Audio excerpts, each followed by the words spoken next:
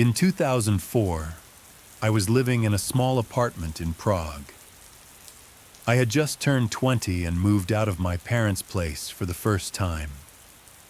The building was old, probably from the 1930s, with high ceilings, squeaky floors, and vents between the rooms that were originally meant for heat circulation. My unit was on the top floor, one bedroom, with a little balcony that overlooked the street. It wasn't much, but it felt like freedom. I worked night shifts at a nearby bar, so most days I'd sleep until early afternoon. The schedule took some getting used to, especially since the apartment had thin walls and the neighbors were never particularly quiet. Sometimes I'd hear snatches of conversation or the sound of someone moving furniture late at night. But it was an old building, and I didn't think much of it. That's just how it was. The first time I noticed something off was on a Tuesday. I'd just come home after a long shift, dead tired, and crawled into bed around 4 a.m. I was drifting off when I heard something through the vent near my headboard. At first, it sounded like the usual mumbling, voices from another apartment, maybe someone watching TV, but then it got quieter, focused, and then I heard it, clear, soft, and deliberate, someone whispering my name. I sat up in bed, wide awake. The whisper had been soft, but not vague. It was definitely my name. Spoken slowly, like someone testing how it sounded. I stayed there for a while, listening, but everything had gone quiet again. I figured maybe one of my neighbors had a guest over with the same name. It wasn't impossible. I tried to brush it off, though I didn't sleep much that morning. Over the next few days, I kept hearing things through the vent. Not every night, just occasionally, always around the same time between 3 and 4 a.m. Sometimes it was soft humming, other times it sounded like breathing, but twice more I heard the whisper. Same voice, same slow, deliberate tone, always just my name. It didn't sound angry or threatening, just wrong. Like whoever was saying it was too close, even though I knew the nearest unit was down the hall. One night I decided to stay up and listen. I turned off all the lights and sat on the edge of my bed, staring at the vent. Around 3:15, I heard the soft creak of floorboards, not mine, but somewhere nearby. Then faintly, a whisper, my name. I crawled over and put my ear right up to the vent. The voice came again, a little louder this time, and then I realized I could hear something else behind it. A low scratching sound, like fingernails against metal. That was enough. The next day, I asked the building manager if there were any shared vents or ducts between the apartments. He seemed confused and said no.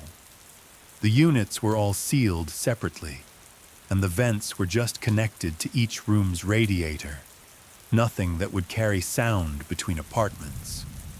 I didn't mention the voice. I just asked if anyone had access to the maintenance crawl spaces. He shook his head and said only he did, and he hadn't been under the building in weeks. Still, I couldn't shake the feeling. That night, I moved my bed across the room, away from the vent. I left my desk lamp on and tried to sleep with my headphones in, but sometime in the early morning, I woke up. No sound this time, just a smell, faint but sharp, like old cologne and damp earth. I sat up, and even with the light on, the room felt darker than usual, heavier. I didn't hear my name, but I did notice something that stopped my breath. The screws on the vent cover. They were turned slightly, like someone had been loosening them. I packed a bag the next morning and moved in with a friend across town until my lease ended. I didn't go back, not even to get the rest of my stuff. A month later, I got a call from the landlord saying the tenant who moved in after me had complained about weird noises through the vent. He asked if I'd noticed anything like that, and I told him no. I hung up quickly, and that was the last I heard. But I still remember the way that voice sounded, like it already knew me and was just waiting for the right time to speak.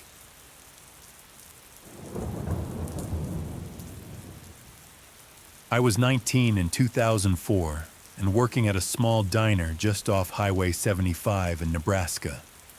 It wasn't much. 2 rows of booths, a counter with spinning stools, and a jukebox that barely worked. I worked the late shift, from 4 to midnight, mostly because I liked the quieter hours. Regulars would come in after work, truckers would stop through for coffee, and sometimes teenagers would hang out for pie and fries. It wasn't exciting, but it was steady, and I didn't mind the routine. That Thursday started like any other. I clocked in, tied my apron, and started setting out condiments. Around 6, a guy walked in and sat at the counter. Nothing unusual. He looked to be in his 30s, plain clothes, a ball cap, dark eyes. I greeted him, asked if he wanted coffee, and he nodded. Didn't say a word. He just stared at me. At first I figured he was tired, or maybe just socially awkward. I've dealt with worse behind that counter. But over the next few hours, he never moved. Didn't order anything else. Just sat there and watched me. I'd catch him out of the corner of my eye while I cleared plates or refilled drinks, and every time I turned, he'd be looking straight at me. No expression, just watching. I started getting self-conscious. I even checked the mirror in the employee restroom, thinking maybe I had something on my face. But it wasn't that. It felt deliberate, focused. And the longer it went on, the more it started to get under my skin. By around 9, most of the regulars had cleared out. The diner was almost empty except for me, the cook in the back, and the guy at the counter. I tried not to look at him, but it was like I could feel him watching. I wiped the same section of counter 3 times just to keep busy. Every once in a while, he'd sip his coffee without breaking eye contact. No refill, no food, nothing. I asked once if he wanted anything else, and he just shook his head slowly. Didn't speak, didn't smile. That's when I stopped trying to be polite. Around 10, I went to the back to grab more napkins, and when I came out, he was gone. Just the half-full coffee mug and a crumpled bill on the counter. I felt this rush of relief, like I'd been holding my breath. I told myself I was overthinking it. Maybe he was just a weird guy having a rough day, but 5 minutes later, I glanced out the front window. He was across the street, standing in the shadows near the closed hardware store. Not walking, not smoking, just standing there, facing the diner, still watching. I tried to keep it together.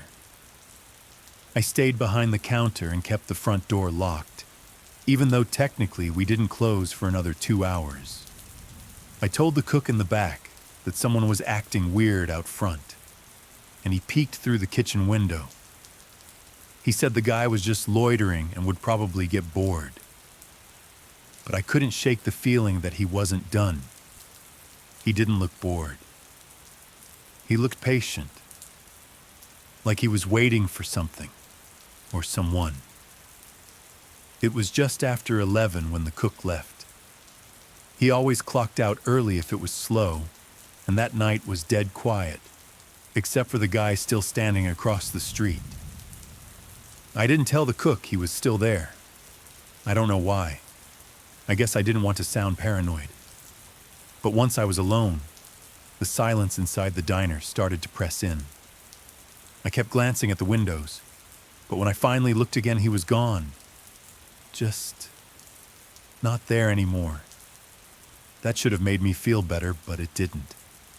I stood behind the counter, gripping a soup spoon so tight my hands started to cramp. A minute later, I heard something. A light tapping sound. Not on the front windows, from the back. I moved slowly toward the swinging door to the kitchen and listened. Another tap, then a low metallic scrape. I thought maybe it was the dumpster shifting in the wind, or a stray cat knocking something over. But then I heard the sound of the back door handle, turning, then stopping, then turning again. Someone was checking if it was locked. I locked myself in the tiny office next to the kitchen and called the sheriff's line. It wasn't an emergency, but I didn't know what else to do. It took them almost 20 minutes to get there, and by the time they did, nobody was around. The back door was still locked. No signs of forced entry. But when I walked them out, I noticed something I hadn't seen before. The guy's coffee cup was gone. Not cleared by me, just gone. And next to the napkin dispenser, there was a Polaroid tucked under the counter mat. It was me, blurry from outside the window, wiping the counter an hour earlier. I didn't even notice it being taken. I quit that job 2 weeks later and never worked nights again.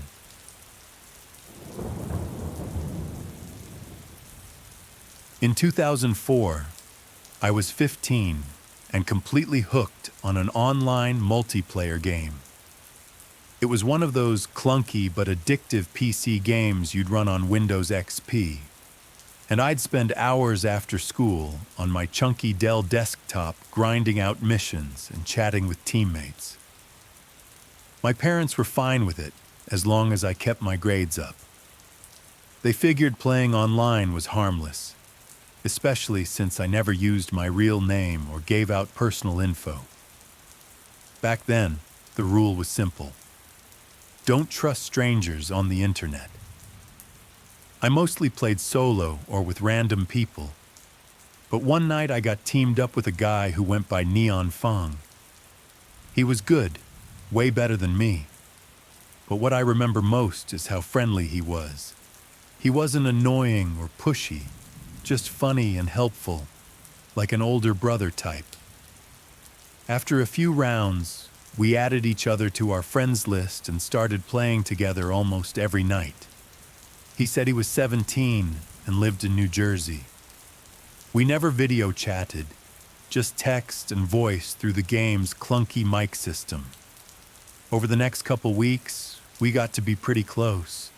We talked about school, shows we liked, dumb jokes, all that stuff. He never asked anything weird or personal, so I didn't think much of it when I mentioned little things like my favorite band or what my room looked like. But then one night, I logged in and Neon Fang greeted me by asking how my math test had gone. That stopped me cold. I never told him about a math test. I hadn't even been online the day before. I brushed it off at first. Maybe I'd mentioned school stress without realizing it, or maybe he was just guessing. But a few days later, it got weirder. I was eating a bag of Cool Ranch Doritos during a match, and without me saying anything, Neon Fang suddenly said, "You always go for the blue bag, huh?" I stopped chewing. I hadn't said a word about the chips. I checked if my mic was on, but it wasn't. I always kept it muted unless we were deep in a mission. I laughed it off, but it didn't sit right with me. I decided to test him. The next time we played, I casually said I had to log off early to go to my cousin's birthday party. That was a lie. I don't even have a cousin in Boston. But the next day, he messaged me saying, "Did your cousin Emma like the cake?" I never mentioned a name, and I certainly never said it was a girl. That confirmed it. He wasn't just guessing. He was listening somehow, or knew things he shouldn't. I started feeling uneasy whenever I logged on. I stopped playing for about a week. I told my parents I was just busy with school. Then one evening, while I was doing homework in my room, a message popped up on my desktop. It wasn't through the game. It was a direct message on AIM from a name I didn't recognize. All it said was, "Don't ignore me. I liked it better when we were friends." That's when I realized Neon Fong had found me outside the game. I hadn't told him my real name or anything. Not on purpose. But somehow, he'd connected the dots. I shut off the monitor and sat there for a while, just listening to the house. My parents were downstairs watching TV, totally unaware. I didn't tell them. I didn't want them to think I'd been careless or that I wasn't old enough to be online. I changed my AIM name, logged out of everything, and deleted the game. For a few days, nothing happened. But then I got an email to my school account. The subject line just said, "Why are you hiding?" No name. Just that. That night, I unplugged my computer. I started leaving my curtains closed all the time, even during the day. I didn't touch any online games or messaging apps. A week or two passed. Then one afternoon, I was walking home from school and a car slowed down behind me. I turned, and it was just some older guy driving a dull blue sedan. Nothing too weird until he passed, and I saw the license plate. It said NE0NF4NG. I stopped walking. He didn't look back. He just kept driving. We moved a few months later for unrelated reasons. I never saw that car again, and I never played online games the same way after that. I still think about it sometimes. How I thought I was just talking to some random guy with good aim and dumb jokes. But he knew my name, my school, what I ate. I still don't know how. And the scariest part is that he never threatened me. He never had to. Just knowing he was there watching quietly was enough.